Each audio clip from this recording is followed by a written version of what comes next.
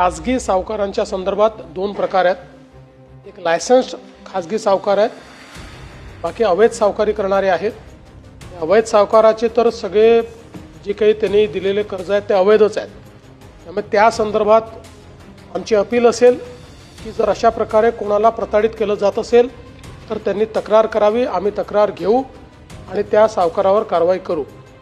जो लायसन्स्ड सावकारी करतो आहे त्यांनीही नियमापेक्षा जास्त त्या ठिकाणी जर वसुली केली असेल किंवा जो काही आपला व्याजाचा दर ठरलेला आहे, दामदुपटीचे जे काही नियम आहेत, या सगळ्या नियमांच्या विपरीत जाऊन जर कुठल्या लायसन्स सावकाराने अशा पद्धतीनं कोणावर कर्ज लादलं असेल त्यांनीही तक्रार करावी.